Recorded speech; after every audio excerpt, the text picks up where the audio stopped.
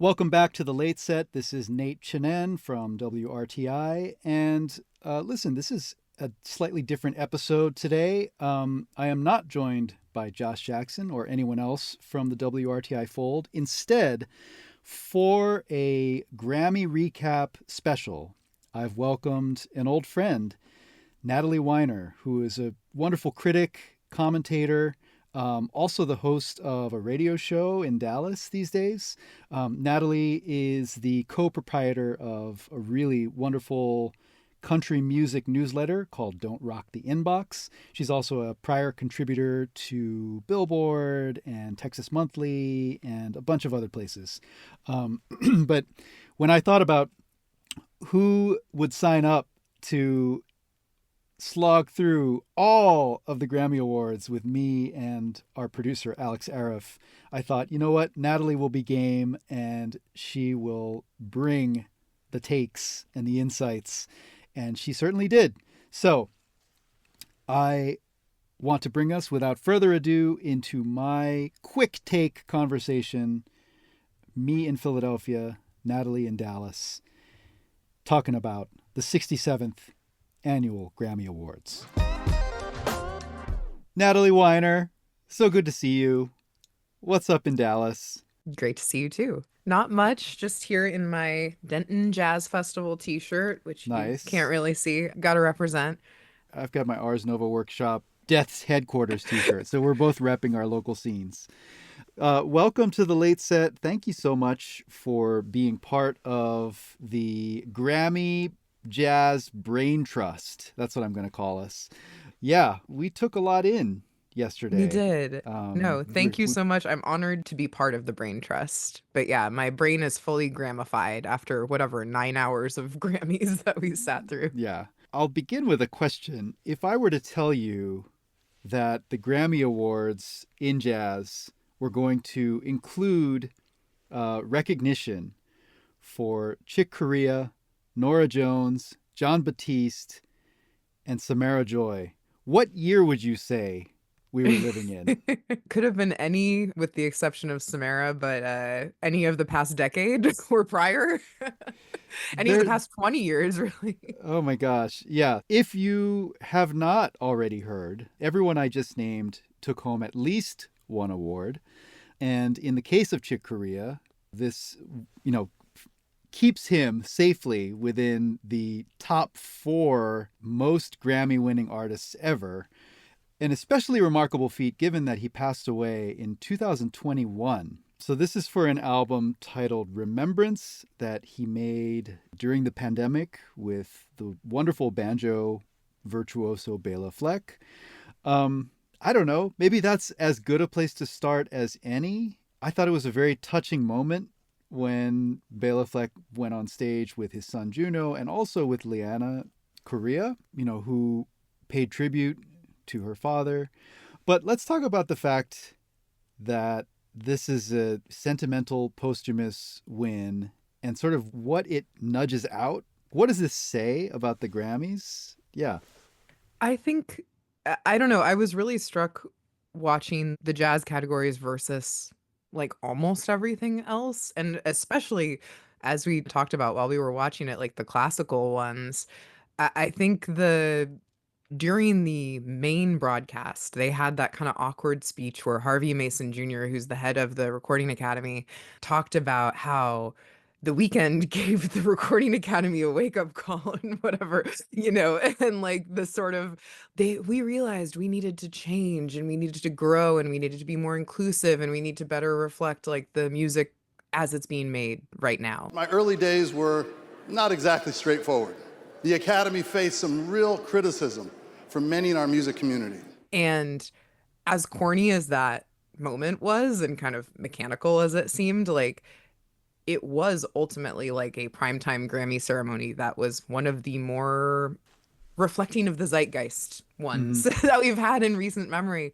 And I think Chick winning that after being dead, RIP, for some time, I think it's just like it rings the same note as the Beatles winning with their AI one, even though it's obviously better than that. But it's just kind of. And in that case, another like Sean Lennon accepted the award on behalf, Right. so he was the Leanna Correa in that case. Yeah, no, spot on. Just this very frustrating, like, hegemony of Yeah. the Grammy giant. And it's just like once you're in the club, you're in the club. And I Yeah. think that's like what the Grammys are trying to kind of undo and what Hmm. they were undoing in some parts of the ceremony.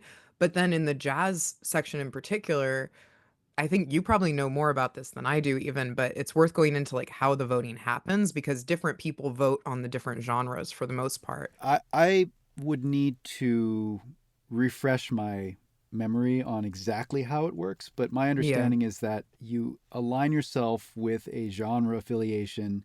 You're right. limited to only voting within that genre affiliation, except in the really major Main awards, ones. right? So that's an interesting thing because, as you said, the Academy has made efforts to diversify the voting body. And I think that's why we see such a contemporary slate of nominees in the really big categories, and why the Grammys, when you watch the main telecast, do actually kind of look like, the Hot 100. And then, but whatever efforts they've taken to bring a younger and more diverse coalition, like, it does not seem to have taken hold in jazz, No, and that's like that's distressing Right. to me. I mean, obviously with all the things that are going on in the universe at this moment, it's very like low on the priority list, of course, like Duly jazz and great. stipulated, Yeah. yes.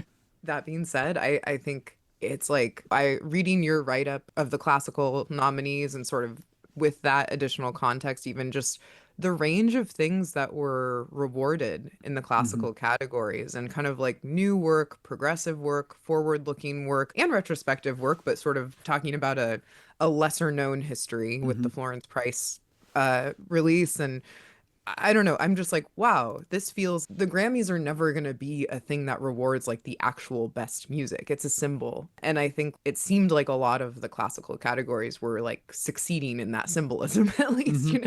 of like rewarding things that are like meaningful. It's interesting, right? Because we've seen this historically with so many awards that people complain about. And even in the instance of like Beyonce not getting it for the big one multiple Yeah, yeah, times. yeah. Like one reason that you could explain that, not justify it, but explain it, is that there's this recording academy predisposition towards old-fashioned music making. Like, Yeah. we like it when our albums are made with instruments that are strummed and played Yeah, by hand, right? yeah. So you can kind of understand, like, oh, so this is why Beyonce doesn't win the big category.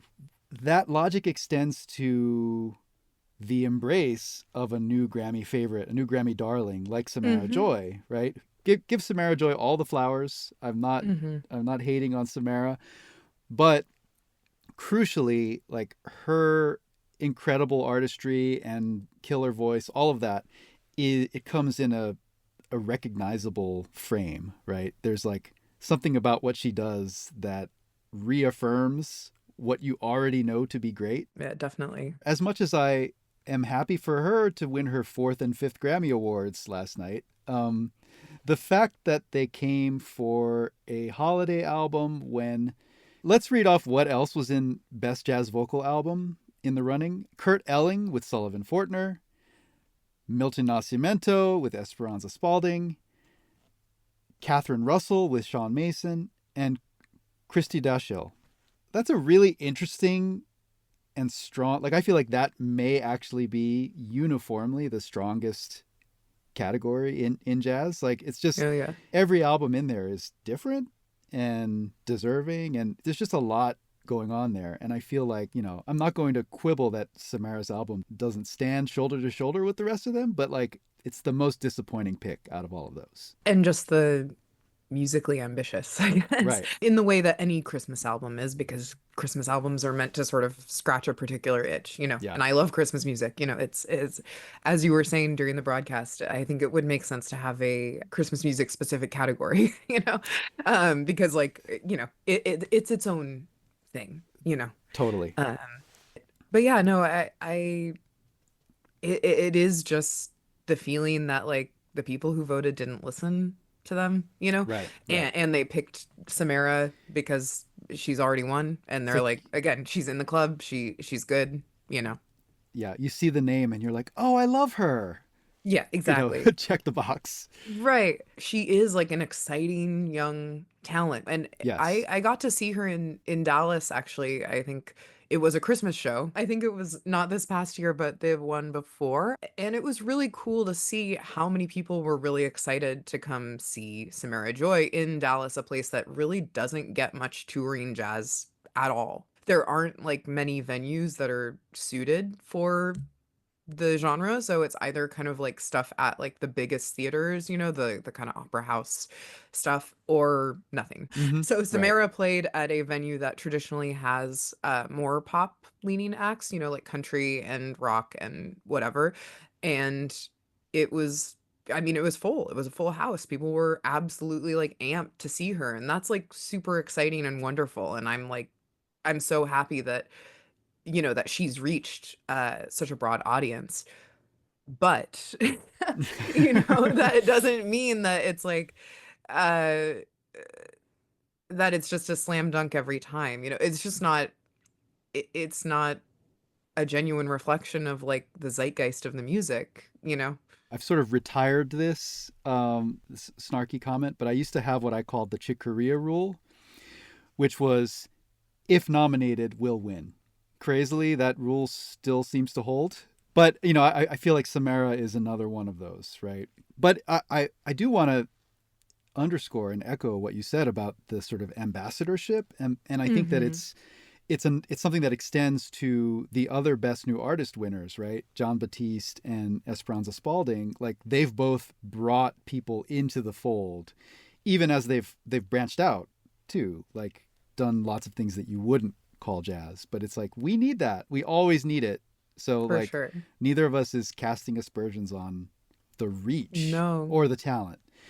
Um, can we talk about the sort of perception or the accusation that there's a lot of politicking in this process? Because I think you could point to some of the results this year Mhm. as exhibit ABC for that. Yeah. No, definitely. I mean, I think I am definitely on the outside of it looking in, but from what I've heard and what I know, I mean, the Recording Academy sort of operates as its own little networking nexus. You know, there are people who are very involved in different Recording Academy projects and events and panels and whatever, you know, there and committees and you know, I don't know, it's just it is a whole administrative apparatus, And you it's know, and it's that very Los Angeles, right? it is very Los Angeles. I was thinking about this, even just like Ambrose is like wonderful, obviously, and like he's on the more kind of out end of people who are getting nominated for Grammys. He lives in Oakland and he teaches in LA. So he's like more a part of those Grammy conversations. I don't think He's the director of the Hancock Institute for Jazz Performance now at exactly. UCLA. Knowing Ambrose well, which is why I like never write critically about his stuff. Like he certainly is not like trying to go for that kind of networking if you know him Right? as a person, Yeah. but just by virtue of being locally in LA, getting to Hmm. know more of those voters operating within that scene, Right, it right. helps when it comes to this kind of thing. Yeah. Um Yeah, so to that end, I think the big example here is Best Large Jazz Ensemble album, which is interesting, the right? dog Because tribute album. yeah, so raise your hand if you have heard the Dan Pugach Big Band's Bianca Reimagined Music for Pause and Persistence. Yeah. So cards on the table. I don't think any of us had spent time with this album. And, you know, that's on us. But if we're going to talk about like Grammy and LA insiders, John Beasley with the Frankfurt Mhm. Radio Big Band. John Beasley is a perennial Grammy favorite. The Clayton Hamilton Jazz Orchestra, whose co-leader John Clayton was displaced by the Eaton fire and was the subject of our previous episode. Miguel Zenon for Golden City. Miguel has won a Grammy fairly recently, but you know, he's a MacArthur winner. And Orrin Evans and the Captain Black Big Band and Oren, I think, is not quite an insider, but the Captain Black Big Band has been nominated.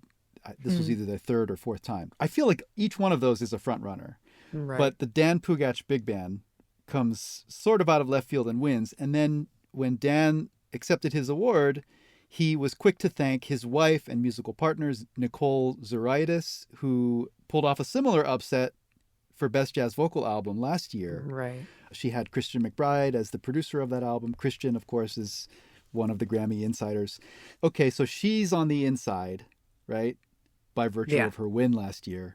And arguably, she has conferred that kind of insider's advantage to her husband. Right. And who knows? Like, I am not accusing anyone of collusion here, but there's this way in which, like, the door opens a crack, and if you know how to slip through it, you're in, right? Yeah. No, and I think it might be more, the force of that might be felt more acutely in jazz because I assume it's a more like intimate voter pool. I don't know how many jazz voters there are. I don't know anyone who is. I don't know if you are. I'm not.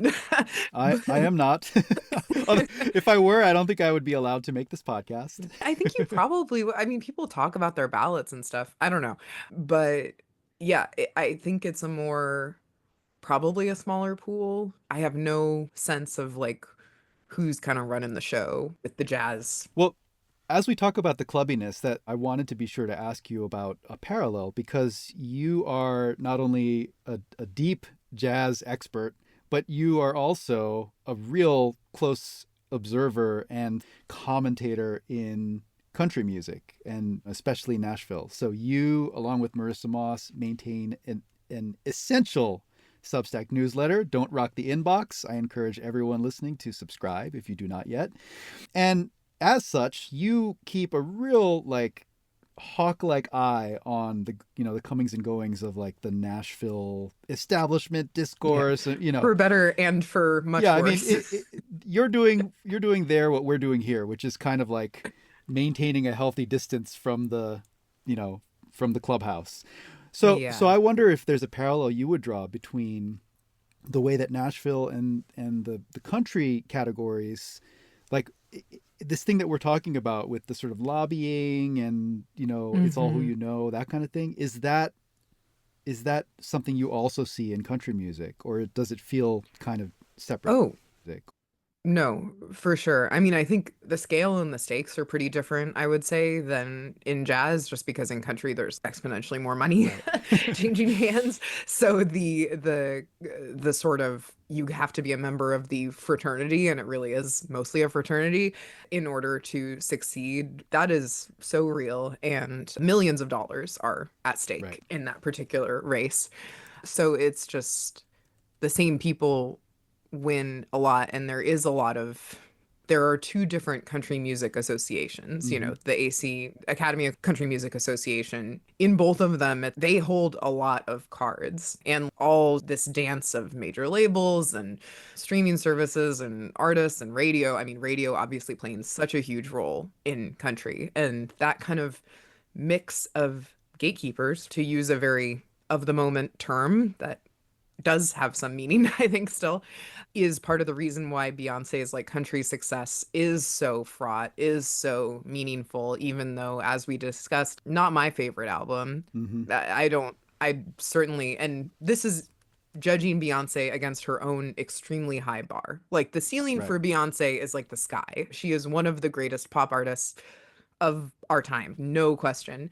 And so I had hoped for more and better from Cowboy Carter, because I know her skill for pastiche and her like interest in musical history and her ability to synthesize a lot of different things into one great thing.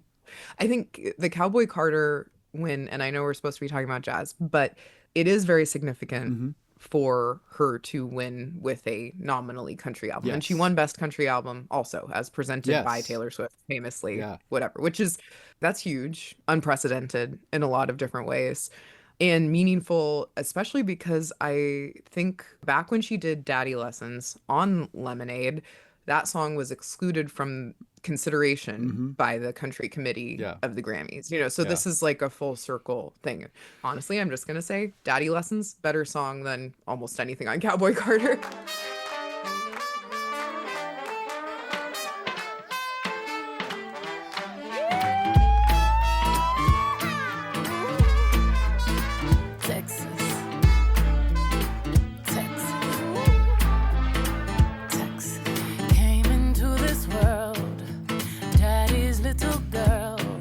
Is there a jazz-nominated album that, to you, was most egregious in the loss? What is your biggest missed opportunity here?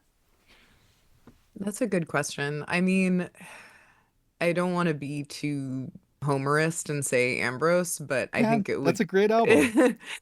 I think it's, again, if we're looking at Grammys as like symbolic and you Yeah. want to award, as I was thinking about this before we started recording, I was like, where is that mix of like people who realistically would get Grammys and should get Grammys? You Right, know, right. finding that kind of the center of that Venn diagram is challenging. Well, this album, Owl Song, with Bill Frisell and Herlin Riley, Ambrose is going to be around a long time, so I could be wrong about this, but I don't know that he's ever going to make an album that is more Grammy Accessible. palatable than Yeah, this. yeah, exactly. No, for sure.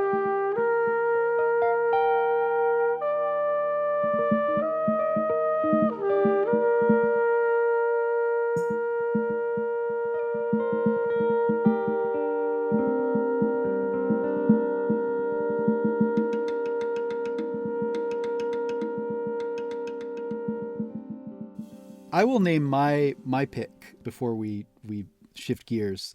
Kenny Barron is 81. He has been nominated 14 times and he has Oh my never God. won. And his album Beyond This Place has Emmanuel Wilkins and Jonathan Blake and Steve Nelson and Kiyoshi Kitagawa. And that's basically 2 or 3 generations of incredible musicians.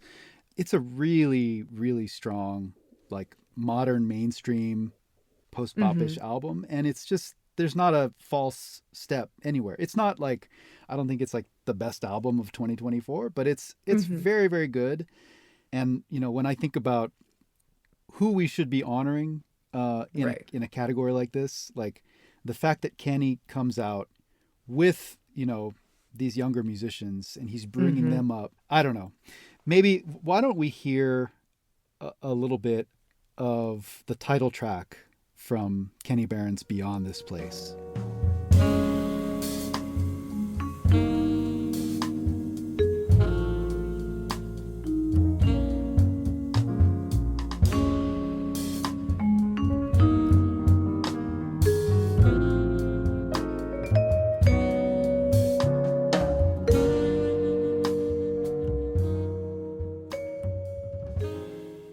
So that was Kenny Barron's Beyond This Place. Not a Grammy-winning album, but one that I encourage everyone to check out if you haven't yet, along with Ambrose Akinmusiri's Owl Song. And man, just check all of them out. All of these nominated albums are worth hearing.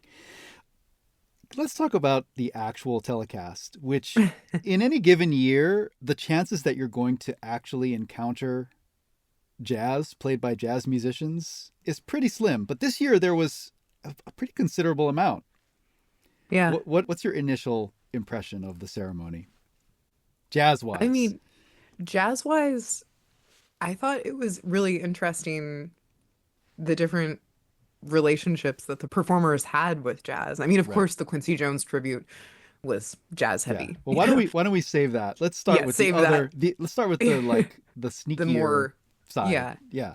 Sabrina Carpenter was one of the first people to perform, maybe the first performance, I don't remember, but it was super like, fascinating. Yeah, she was doing like this kind of cabaret, like, you know, she had the kind of like tuxedo onesie suit on and like a top hat and trying to do a slapstick like thing with like jazz with a walking bass line version of like espresso. My given days are on vacation. One of the biggest songs of last year. And yeah, with the Grammy House Orchestra playing this kind of like show band swinging thing. take on the song. Yeah. And then she broke out of it. The clothes get torn away, and there Right. she is with her More pop sparkly star, thing. sparkly Yeah. getup. But yeah, so you texted, as we were watching this, you texted something about like sort of being dismayed about how jazz is framed here as like Yeah. something that needs to be Yeah. shed, or like Right. No, the straitjacket that she was breaking out of. It was interesting, but it set the tone for interestingly nostalgic Mhm. Grammys. Many of the performances were not forcibly new. They were like playing with a lot of iconography that's like older or self-consciously kind of kitschy, but without a ton of humor, I would say. I mean, she was playing into humor more, with her kind of like cabaret thing and then going into the more straight up performance. But it was very, I don't know, I was like, we're really in a nostalgic pop culture moment. Like her imagery is extremely like golden age Hollywood, which Mhm. has some jazz stuff built in with your when you're thinking about that era of popular music. I don't know, the person who like broke out of that most, I would say, was Doechii, Mhm. who had Yeah. like the big win for best rap album, which was awesome. And also had a tearaway clothing uh Yeah, you that's know true. costume Well, thing. skin is in, I Right. think. But she started, I mean, also we should shout out Doechii's Tiny Desk concert, Yeah, which was yeah, like yeah. very jazz involved. For sure. And I think I would definitely not hesitate to say that probably had a huge impact on her standing in the Grammy votes. Because it was like that, and she had the late night performance that same week, and both of those like went viral. If you're a hip hop artist who can prove the ability to hang with real musicians, and Kendrick has already done that too, to a certain kind of Grammy voter, like hip hop is fine as long as you have some faith in the rapper in question, like being Yeah, quote unquote musical. Right. right. Yeah. No, for sure. But yeah, no, her performance, like you were pointing out, there was some really like, see, I thought it sounded so organic that I was like, no, this is just like straight up like how the instrumental went. But there was in the, oh gosh, now I don't remember what the song is called, but the second song she performed, like there was a very like jazzy inflection to the way that the arrangement was happening, and it Yeah. sounded amazing. It was awesome. What can I say? It works, it feels good, and my self-worth's at an all-time low. And just when it couldn't get worse, my ex crashed my place and destroyed all I own. Whoopsie, made a oopsie. $100,000 oops made me loopy. I ain't a killer, but don't push me. Don't wanna have to turn a guts in the silver. Whoa. Okay, Doge. Okay, of course, the big jazz moment, and we knew it was coming, was this tribute to Quincy Jones. And he's such a singular figure because he is simultaneously the biggest and most important kind of legacy pop producer and this inarguable jazz icon. And so to celebrate him, they bring on another inarguable jazz icon and multiple Grammy winner Herbie Hancock. It was nice to see Herbie like not surrounded by a lot of like flash and like smoke and mirrors. He sounded very nice, but he also had a couple of set pieces. Let's talk about the one with Cynthia Erivo singing Fly Yeah. Me to the Moon. She's not known as a jazz singer. She's obviously on top of the world because of Wicked. But like, okay, as two jazz people hearing her perform that song, first with Herbie and then with the full band, what is your impression? I mean, I thought she nailed it. I don't know. I mean, Yeah. it sounded wonderful. There was no false note or false moment in it. I don't know. I obviously it was like I don't know. Thinking of it in a jazz context, who knows? But insofar as paying homage to a Frank Sinatra recording of that song, sounded amazing. I mean, I think she tore the house down. I agree completely. I was totally delighted.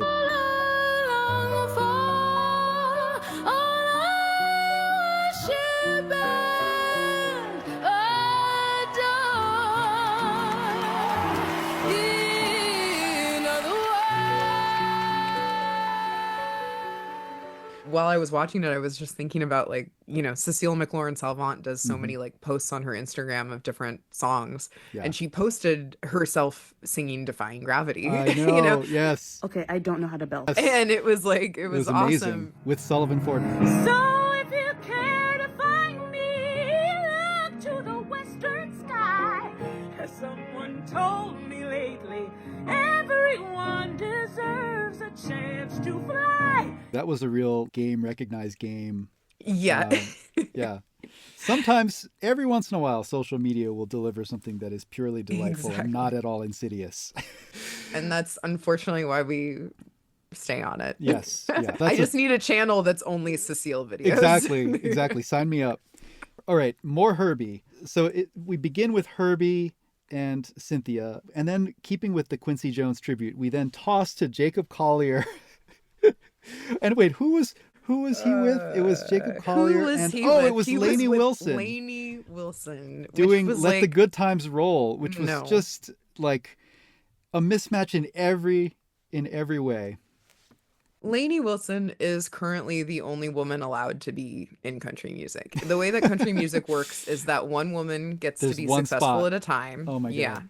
And Lainey Wilson, who is of course white, this is notwithstanding Beyonce. Beyonce isn't on country radio. Let's make that clear. And She Beyonce won Best is like Country her Album. own continent. Yeah, Like, exactly. She exists in a different universe. Lainey Wilson is on country radio.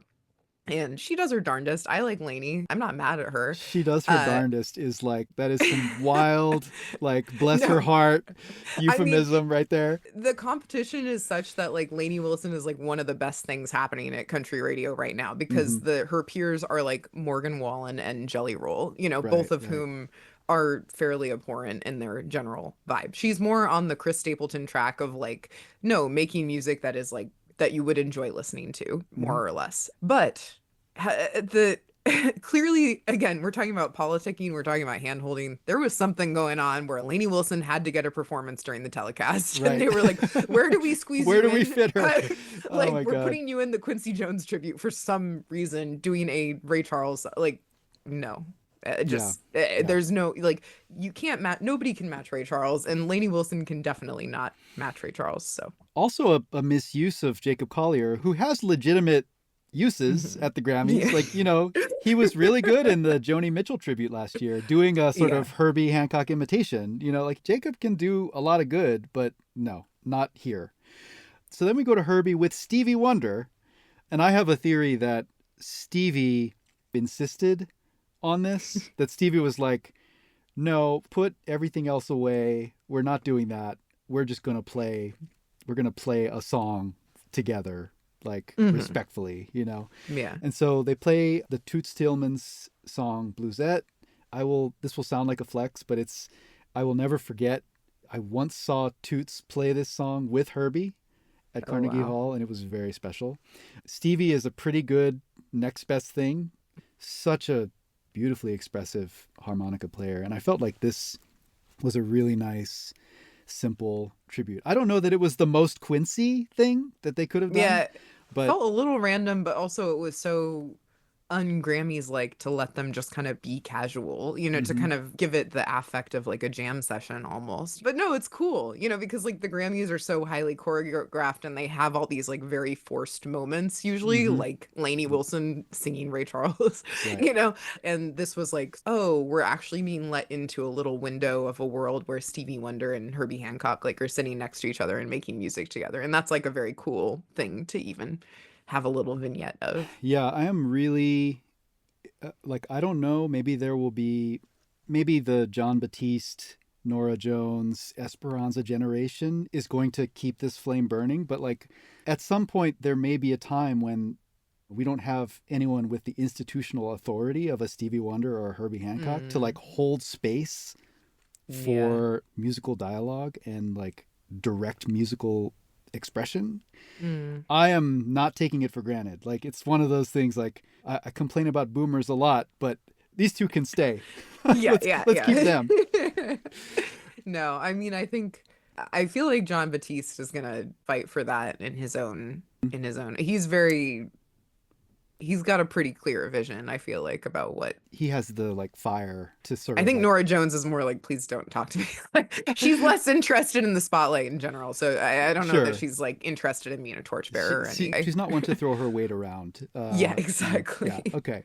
I want to note one other thing about the Herbie performance, though. When we first got our glimpse of Herbie Hancock, he was playing Killer Joe while Will Smith, the less we say about Will Smith Talked, right now, yeah. probably the better. But Will Smith was the, I don't know, self-appointed narrator for the Quincy MC segment. of the Quincy thing. Yeah, self-appointed, self-congratulatory, everything having to do with self. Anyway, so Herbie's sitting there playing Killer Joe, and at that moment I texted you, first of all, like, why does Herbie need a lead sheet for Killer Joe? But the more pressing question occurred to me later when we got to the In Memoriam segment, which every year I do this. It is an imperfect, and I don't think they really are ever comprehensive. There were some pretty serious omissions, including Benny Golson.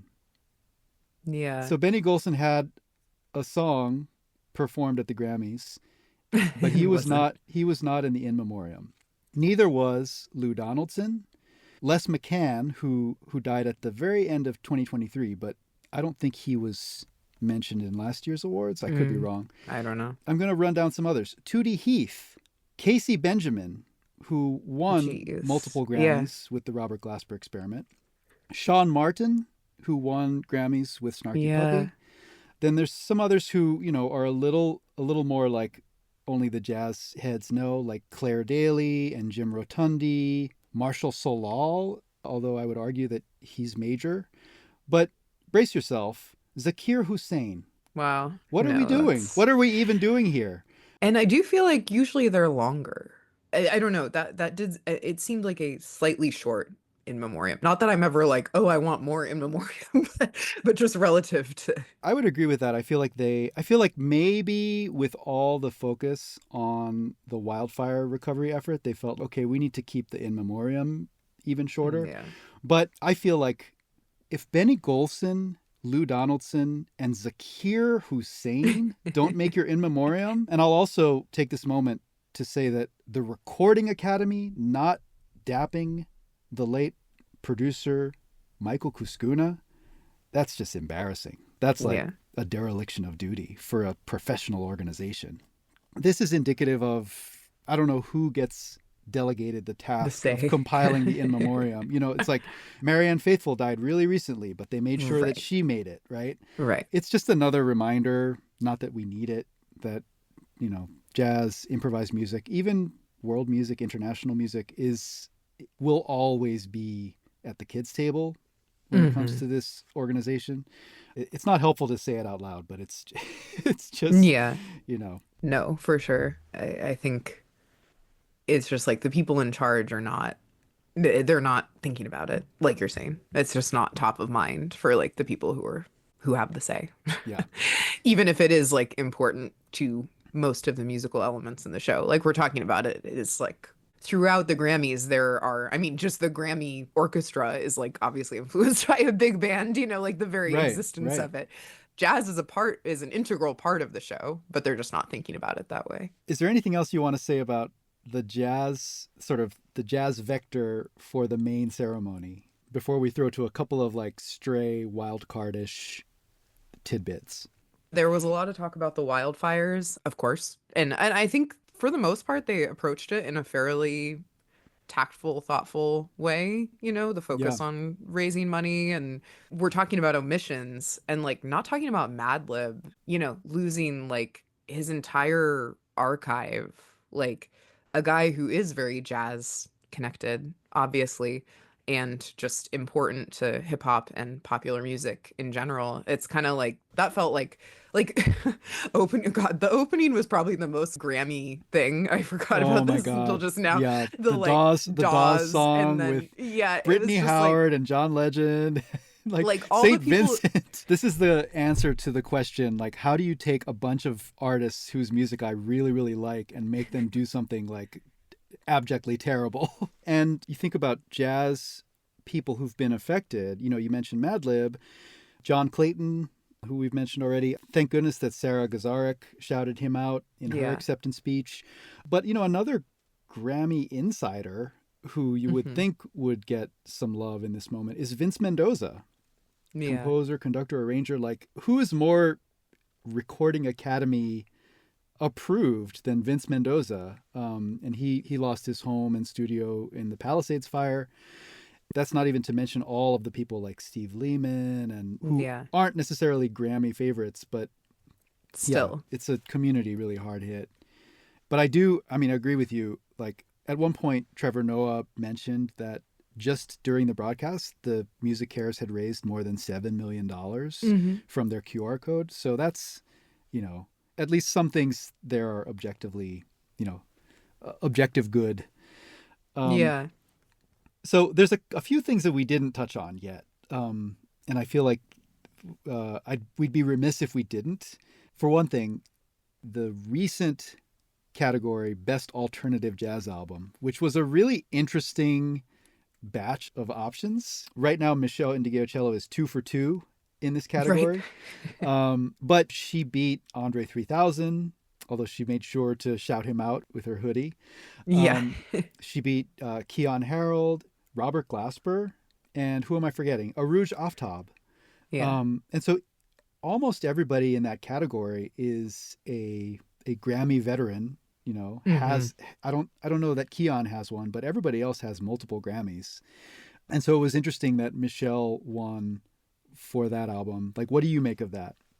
I mean, it's interesting. I hadn't realized that she also won the same category last year until this morning. But I don't really know. I think probably because the people voting for Best Alternative Jazz Album, like, are jazz people, so they're sort of inherently skeptical of like Andre 3000's like jazz experiments and journey.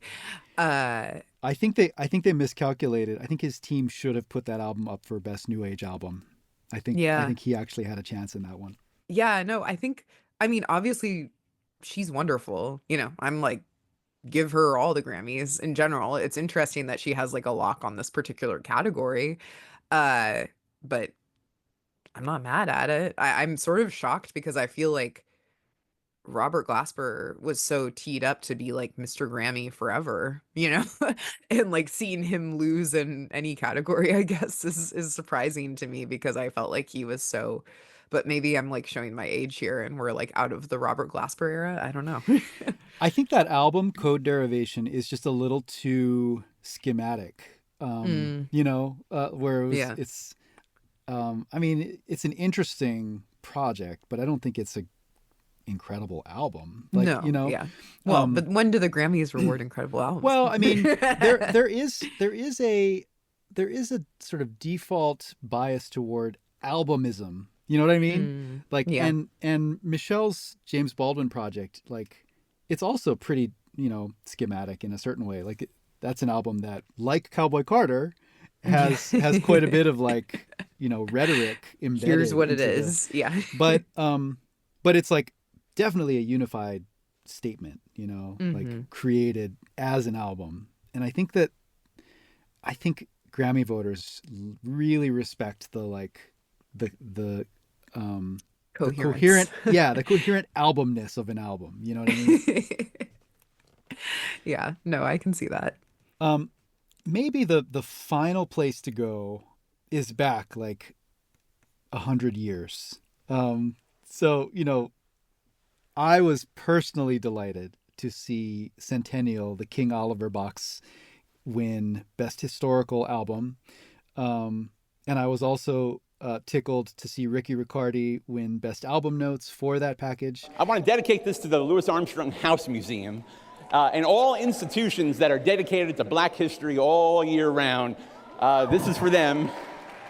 Ricky probably, I don't think anybody bested him in the like dad energy in his acceptance speech. Just out there going for it. My daughters, Ella, Melody, and Lily, I just want them to know this is great, but it's second place compared to that world's greatest farter mug that they got me for Father's Day. There was also a moment where Richard Martin and Megan Hennessy, who were involved in producing Centennial, they came out and accepted the award and, thanked King Oliver and Louis Armstrong, and thanked the record collectors who made it possible to compile all of these things. And then there was one line I loved, which was, want to say Archaeophone Records is committed to telling the truth about our history, and we're not going to stop that. Yeah, I wrote that one down too. yeah, I mean, we'll take resistance wherever we can find it in these days. Yeah.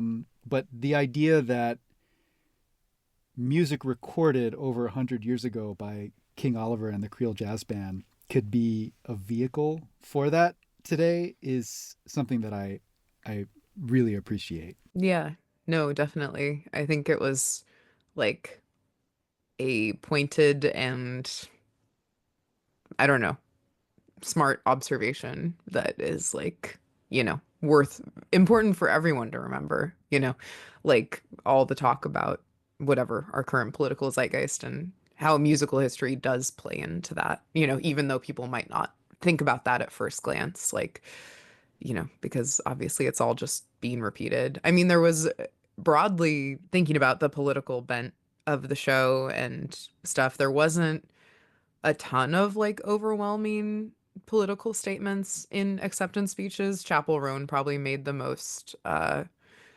headlines, for sort of, talking about livable wages and healthcare for up and coming musicians, which is, that's real.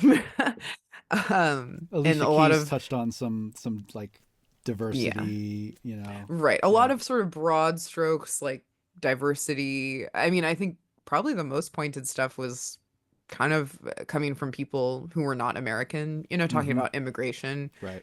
Being I love immigrants and I'm an immigrant, and, that kind of, I think Shakira went down that road, which, is of course point well taken and important to say. Yeah. But yeah, there weren't super acute political points made necessarily on the broadcast, but that was, a nice one. Well, to that point, we haven't talked about it much, but I think maybe the winning jazz related album that I am most down with, and feel most enthusiastic about the outcome, was the winner for Best Latin Jazz Album. Cubop Lives by Zakai and Lucas Curtis, among others. And the Curtis brothers spoke to that point, talked about family back in Puerto Rico when they were accepting. So why don't we go out with some of that music in the spirit of celebration and resistance, understanding the birthright of this music is heavy and also sustaining, right? So congratulations to all of the Grammy winners, but in this moment, I am going to especially congratulate Zakai and Lucas Curtis for Cubop Lives. Here we go.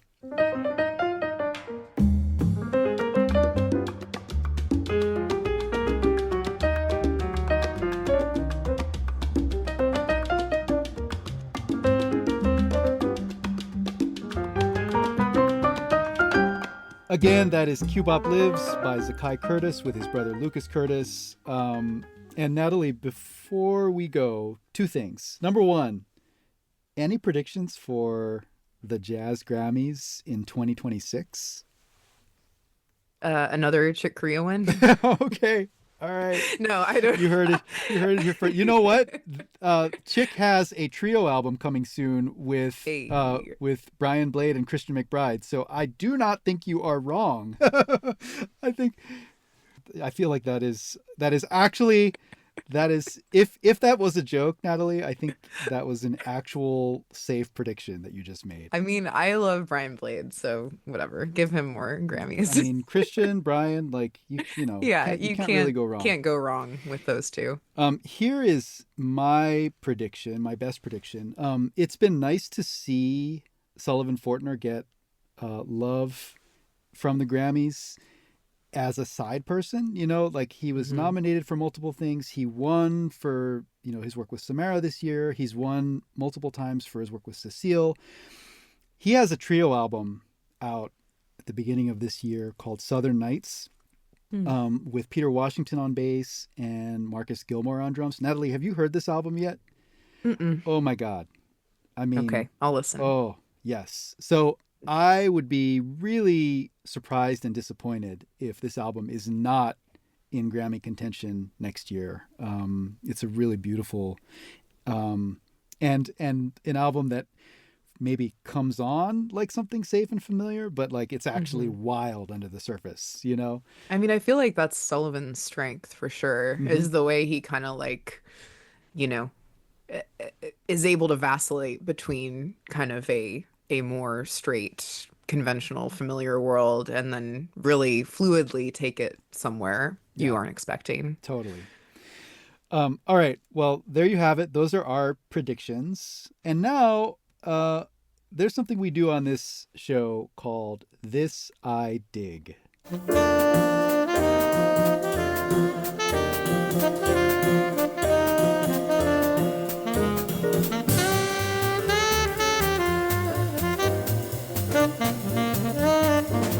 Something you've been listening to, reading, watching, eating, you know, whatever, anything from any aspect of your life. Like, what's a recommendation you have right now? Okay. Well, I could go on about many things, probably a lot of country things. My first recommendation is subscribe to Don't Rock the Inbox so you can learn about country music. That's actually there you go. That you will like, I promise. There is stuff that's good. A lot of the very famous stuff is not good, but there is stuff that's good. I promise. I really, truly do. The other thing recently, I have very belatedly been getting into Colson Whitehead.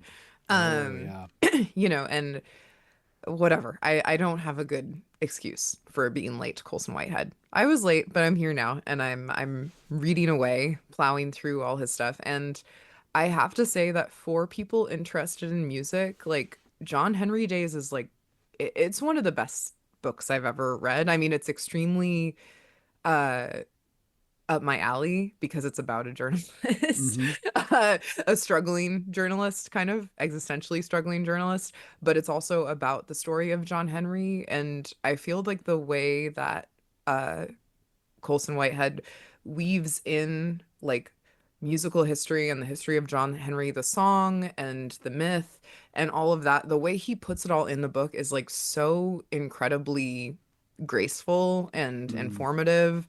And I don't know. I love that song. I specifically love the way that Cecile McLaurin Salvant has interpreted it over her career. I mean, I feel like she just has like my new dream is for a panel conversation with Colson Whitehead and Cecile McLaurin Salvant where they talk about John Henry. Yes. But yeah, anyway, John Henry Days, not new at all. It's like, I don't know, almost 25 years old at this point, I think. But it is, I don't know, a mind-bending book for anyone interested in music. I love this. I love Colson Whitehead, but I have not read this one. So really, yeah, I definitely recommend. I mean, I really, really, really loved it. Like, it's so good. Thank you. Putting it on the list. All right. So my recommendation is a film. This is a documentary, Belgian documentary titled Soundtrack to a Coup d'etat. Oh, yeah. I've heard about this. Yeah, it just came out. I think it technically came out at the end of last year, but it's been kind of making the rounds at the beginning of this year. And it looks into the 1961 coup in the Congo and explores that through the lens of music and specifically State Department sponsored tours by the likes of Louis Armstrong. But it's a film that really intelligently weaves the musical, the social political, the cultural. And I don't want to belabor the point, but in this moment in particular, thinking about resistance and thinking about how music can actually be a force for change meaningfully, we need that. So I highly recommend this film. I don't know if it's streaming widely yet, but it should be really soon. So check it out. It's on my list for sure. That is it for this special Grammy episode of The Late Set. Natalie Weiner, thank you immeasurably for joining us and bringing all of your insights and heat and everything. Well, thank you for having me. You know, I love to share some takes. The takes were wild, but no, it's really great. And selfishly, it's just fun to hang with you for a minute. Hopefully, we will do it again soon. Maybe at Big Ears. Maybe fingers crossed. Yeah. All right. The Late Set is a production of WRTI and made possible by WRTI members. Please consider becoming one. You can do that at WRTI.org. I am your host, Nate Chinen. The show is usually also hosted by Josh Jackson. It's always produced by the fearless Alex Arif. Special thanks goes out to Natalie Weiner. You can subscribe to her Substack, Don't Rock the Inbox. We'll put a link in the show notes. WRTI's operations manager is Joe Patty. Assistant director of production is Tyler McClure. Associate general manager for content and programming is Josh Jackson. Bill Johnson is WRTI's general manager. Stop by WRTI.org to see everything else that's cooking here in Philadelphia and beyond. We'll see you soon. Go Birds!